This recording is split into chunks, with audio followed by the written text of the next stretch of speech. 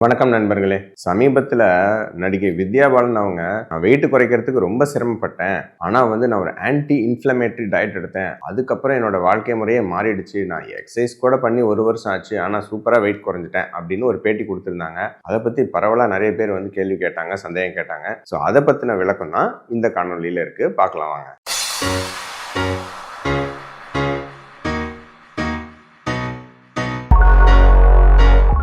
நாம அப்பப்போ நம்ம காணொலிகளில் இந்த வார்த்தையை அடிக்கடி யூஸ் பண்ணி நீங்கள் கேள்விப்பட்டிருப்பீங்க. அதுதான் இன்ஃப்ளமேஷன். சரிங்களா? இன்ஃப்ளமேஷன் அப்படின்னா என்ன? இன்ஃப்ளமேஷன் அப்படிங்கிறது நம்ம உடம்புல ஏதோ ஒரு சின்ன டேமேஜ் நடக்குது.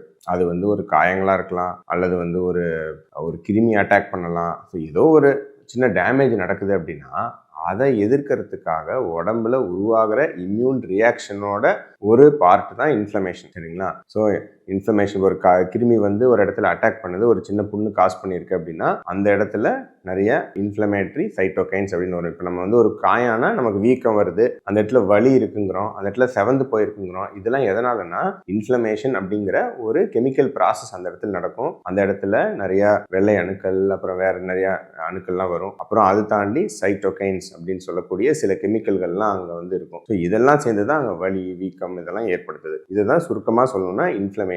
சரிங்களா? இது கிருமி தாக்கத்தினால வரலாம், உடம்புல ஒரு சின்ன காயம் ஏற்பட்டா வரலாம், அடிபட்டிருக்குன்னா வரலாம், சரிங்களா, ஒரு தீக்காயம் ஏற்பட்டா வரலாம், அல்லது ஒரு தோல்ல புண்ணு இருக்குன்னா வரலாம். உடம்புல எங்க கிருமி தாக்கம் அல்லது ஒரு டேமேஜ் எங்க நடந்தாலும் இந்த இன்ஃப்ளமேஷன் வரலாம். அப்ப இந்த ஆன்டி இன்ஃப்ளமேட்டரி டயட் அப்படின்னா என்னங்க? அப்படின்னா என்ன? இனிமே உடம்புல எங்கேயாவது அடிபட்டாவோ காயானாவோ அந்த ஒரு 2 ஆன்டி இன்ஃப்ளமேட்டரி டயட் 2 உணவுப் பொருட்களை சாப்பிட்டா இந்த இன்ஃப்ளமேஷன்லாம் சரியாயிடுமா? இல்லை. சரிங்களா? இந்த ஆன்டி இன்ஃப்ளமேட்டரி டயட் அப்படிங்கிறது என்ன பொறுத்த வரைக்கும் கொஞ்சம் ஹைப் அதிகம் பண்ணப்பட்ட ஒரு மார்க்கெட்டிங் கிமிக் அப்படின்னு சொல்லுவேன். ஆன்டி இன்ஃப்ளமேட்டரி டயட் அப்படின்னா ஏன் அப்படின்னு நான் சொல்றேன். இப்போ வெயிட் லாஸ் பண்ணும் அப்படின்னா அதோட பேசிக் பிரின்சிபல் என்ன? வெயிட் லாஸ் பண்ணணும்னா நாம உடம்புல ஒரு கலோரி தட்டுப்பாடை ஏற்படுத்துறோம். கலோரி தட்டுப்பாடை ஏற்படுத்தும் போது நம்ம உடம்புல ஸ்டோர் ஆயிருக்கக்கூடிய அந்த கொழுப்புகள் மீண்டும் எரிசக்தியா மாறுது. ஆனா நான் நிறைய வாட்டி அடிக்கடி சொல்லியிருக்கேன், இது ஒரு சிம்பிள் மேத்தமெட்டிக்கல் கால்குலேஷன் கிடையாது. அப்படியே நீங்க பிளேட்டை பாதியா நீங்க அளவு குறைச்சு 4 இட்லி பதிலாக 2 இட்லி, 4 தோசை பதிலாக 2 தோசை அப்படின்னு சாப்பிட்டா அப்படியே வெயிட் லாஸ் ஆயிருமானா? இல்ல. ஏன்னா இதை கவர்ன் பண்றதுக்கு ஏகப்பட்ட ஹார்மோன்ஸ், நியூரோ ஹார்மோன்ஸ் இருக்கு. கம்மியா சாப்பிட்றது அவ்வளவு ஈஸியா இருந்தா எல்லாருமே இது என்ன பரம ரகசியமா, சிதம்பர ரகசியமா, எல்லாரும் பிளேட்டை பாதியா அளவு குறைச்சு எல்லாரும் வெயிட் லாஸ் பண்ணிடுவாங்களே, ஏன் எல்லாரும் ஒரே வெயிட் லாஸ்க்கு இவ்வளவு சிரமப்பட்டு இருக்காங்க அப்படின்னா நாம இதை வெறும் கலோரி குறைக்கிறது அப்படின்னு தப்பா புரிஞ்சுட்டு இருக்கிறதா. கலோரி குறைக்கிறது அப்படிங்கிறது ஒரு வெயிட் லாஸுக்கு ஒரு அடிப்படை, இது நான் இல்லைன்னு மறுக்கல. ஆனா அந்த கலோரியை குறைச்சு சாப்பிட்டாலும் உங்களுடைய வேலைகளை எப்பவும் போல பண்றதுக்கு, உங்களுக்கு பசி எடுக்காம இருக்கிறதுக்கு, உங்களுக்கு சோர்வு வராம இருக்கிறதுக்கு, தலை சுத்தாம இருக்கிறதுக்கு நம்ம எடுக்கக்கூடிய உணவு முறை அதை சப்போர்ட் பண்ணணும். அதை சப்போர்ட் பண்ணல அப்படின்னா நீங்க கலோரி கம்மியா எடுக்க ட்ரை பண்ணாலும் நீங்க சோர்வாகி உங்களுக்கு மயக்கம் போட்டு தான் விழுவீங்க, அல்லது டயட்டை விட்டுருவீங்க, அல்லது அதிகப்படியான கிரேவிங் கண்டபடி ஸ்நாக்ஸ் அது இதுன்னு எடுத்து சாப்பிட்டுருவீங்க. ஸோ கலோரிகள் கம்மியாக எடுக்கணும். அது தாண்டி நம்ம என்ன வகையான உணவுகள், நம்ம என்ன முறையான உணவுகள் எடுக்கிறோம், நம்ம ஹார்மோன்ஸ் எப்படி கண்ட்ரோல் பண்ணுது, முக்கியமாக இன்சுலின் எப்படி நம்ம கண்ட்ரோல் பண்ணுறோம், அது தாண்டி நம்ம பசி எப்படி நம்ம அடக்கிறோம், அப்படிங்கிறது தான் உணவு எப்படி நம்ம கரெக்டான முறையில் சூஸ் பண்ணுறோம் அப்படிங்கிறத நமக்கு சொல்லுது. ஸோ இப்போ இந்த ஆன்டி இன்ஃப்ளமேட்டரி டயட்னா என்ன சொல்றாங்க? உணவுப் பொருட்களில் சில உணவுப் பொருட்களுக்கு நிறைய விதமான ஆன்டி இன்ஃப்ளமேட்டரி ப்ராப்பர்ட்டிஸ் இருக்குங்க. சரிங்களா? உதாரணத்துக்கு பார்த்தீங்கன்னா இப்போ மஞ்சள் சொல்லுவோம். மஞ்சள்ல குர்குமின் இருக்கு, அதுக்கு ஒரு ஆன்டி இன்ஃப்ளமேட்டரி தன்மை இருக்கு. நிறைய நம்ம மசாலா பொருட்கள் பற்றி நம்ம நிறைய வீடியோஸ்லாம் போட்டிருக்கோம். ஒவ்வொரு மசாலா பொருட்களும் இஞ்சி பூண்டு எல்லாத்துக்கும் சின்ன சின்ன ஆன்டி இன்ஃப்ளமேட்டரி எஃபெக்ட் இருக்கு. சரிங்களா? அப்புறம் பார்த்தீங்கன்னா ஆலிவ் ஆயில் சொல்றோம், அதுல ஆன்டி இன்ஃப்ளமேட்டரி ப்ராப்பர்ட்டி இருக்கு. ஒமேகா 3 ஃபேட்டி ஆசிட்ஸ் அப்படின்னு சொல்றோம், நம்ம மீன் எண்ணெயில, ஆலிவ் விதையில இருக்கு, அதுக்கு ஒரு ஆன்டி இன்ஃப்ளமேட்டரி ப்ராப்பர்ட்டி இருக்கு. நிறைய பழங்கள், நம்மளுடைய கீரைகள், இதெல்லாம் பார்த்தீங்கன்னா நிறைய வைட்டமின்ஸ் இருக்கு, வைட்டமின் சி இருக்கு, அது ஒரு அருமையான ஆன்டி ஆக்சிடென்ட். ஸோ எல்லா ஆன்டி ஆக்சிடென்ட்ஸ்க்கும் ஒரு ஆன்டி இன்ஃப்ளமேட்டரி ப்ராப்பர்ட்டிஸ். நிறைய இந்த கலரான பழங்கள், இந்த ப்ளூபெரிஸ் அதெல்லாம் சொல்லுவாங்க, பாலிஃபீனால்ஸ்னு சொல்லக்கூடிய காம்பவுண்ட்ஸ் இருக்கு, அதுக்கெல்லாம் ஆன்டி இன்ஃப்ளமேட்டரி ப்ராப்பர்ட்டிஸ் இருக்கு அப்படிங்கிறது ரிசர்ச்சில் சொல்லப்பட்ட விஷயங்கள். ஆனால் இதில் முக்கியமான நீங்கள் பாயிண்ட் தெரிஞ்சுக்கணும். ஸோ இதெல்லாம் இப்போ இஞ்சி பூண்டு நான் ஏற்கனவே சில வீடியோவில் நம்ம சொல்லியிருக்கோம், இந்த க்ரீன் டீ அதெல்லாம் விட நம்ம இஞ்சி பூண்டு அதுலேயே பயங்கரமாக anti inflammatory anti accident property பயங்கரமாக இருக்குது. நம்ம ஒரு நியானால போட்டு அதை நம்ம அடிச்சு உடைச்சோம் இல்லையா, ஞாபகம் இருக்கா? ஸோ அப்போ இந்த உணவெல்லாம் நம்ம தினம் சேர்த்துட்டு தானே இருக்கோம். ஸோ அப்படின்னா நம்ம உடம்புல இன்ஃப்ளமேஷனே நடக்கூடாது. நீங்கள் என்ன யாரும் ரசம் சாப்பிட்றது இல்லையா, அல்லது பொரியல் சாப்பிட்றது இல்லையா, இல்லை சாம்பாரில் மஞ்சள் போடுறது இல்லையா? இதெல்லாம் நம்ம உணவுல தினசரி நம்ம உணவுல இருக்கு இல்லை. இதெல்லாம் தாண்டி தானே அப்புறம் தமிழ்நாட்டில் இத்தனை பேருக்கு ஹார்ட் அட்டாக் வருது, டயபெட்டிஸ் வருது, உடல் பருமன் இருக்கு. ஸோ